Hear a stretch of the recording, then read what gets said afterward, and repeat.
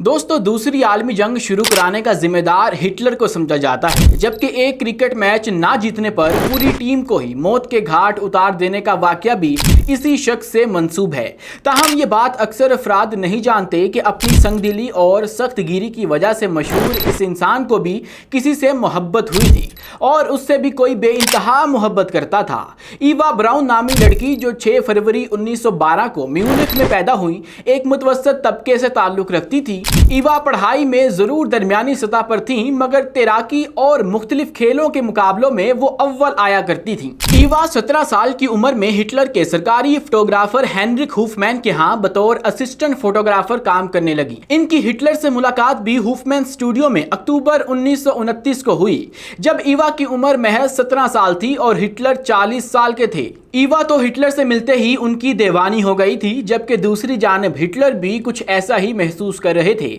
ईवा और हिटलर ने इब्तिदा में अपनी दोस्ती को छुपाए रखा, क्योंकि हिटलर को महसूस होता था कि अगर खवातीन वोटर्स को इस बात का पता लगा तो शायद उनका वोट बैंक कमजोर हो जाएगा। लेकिन कहा जाता है कि मोहब्बत छुपाए नहीं छुपती। इनकी दोस्ती के कुछ अरसे बाद लोग इनके बारे में बातें करने लगे। हिटलर ईवा से बेइंतहा मोहब्बत तो करते थे, लेकिन जब हिटलर ईवा से पहली मुलाकात करने गए तो पहले उनकी सही से छानबीन कराई कि वो कौन है और उनका ताल्लुक कहां से है, और फिर तसल्ली करने के बाद उन्होंने ईवा से मुलाकात की। हिटलर ईवा से पहले अपनी भांजी गेली रोबाल से बेइंतहा मोहब्बत करते थे और इस पर अपनी जान देते थे।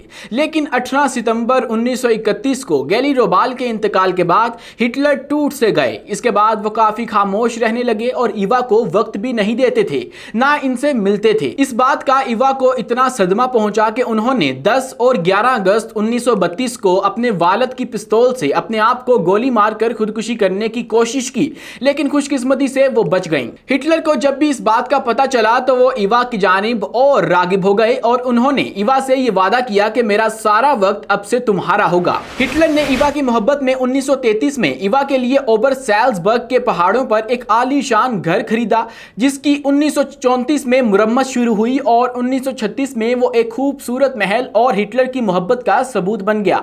हिटलर ईवा से मोहब्बत जरूर करते थे, लेकिन उन्हें ईवा से किसी और का मिलना पसंद हरगिज नहीं था। इसलिए हिटलर्स ने इर्द गिर्द के पहाड़ों को खत्म करके इस इलाके में आम लोगों का आना ममनू करार दे दिया था। हर मोहब्बत की कहानी की तरह इस मोहब्बत की दास्तान में भी काफी उतार चढ़ाव आए। ईवा हिटलर से बहुत ज्यादा मोहब्बत करती थी, इसीलिए हर वक्त हिटलर की मुंतजिर रहती थी और जहां वो थोड़ा कम वक्त देते तो उनको कुछ भी अच्छा नहीं लगता था।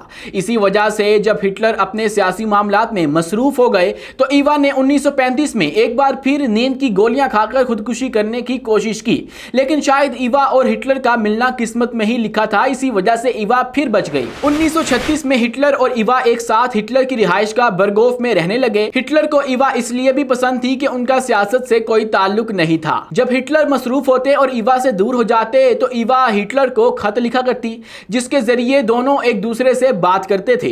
दूसरी जंग अजीम के बाद ईवा हिटलर के साथ बर्लिन आ गई और 29 अप्रैल 1945 को दोनों ने धूमधाम से शादी कर ली। लेकिन 30 अप्रैल 1945 को जब सब लोग ईवा और हिटलर की शादी का जश्न मना रहे थे, इस वक्त 3 बजे के करीब एक गोली की आवाज सुनी गई, जो ईवा और हिटलर के कमरे से आई थी। जब उनके कमरे में जाकर देखा गया तो पता चला कि ईवा जहर खाकर मर गई है और हिटलर ने खुद को गोली मार ली थी। इसी तरह ईवा ने महज 33 साल की उम्र में और हिटलर ने 56 साल की उम्र में अपनी जान दे दी।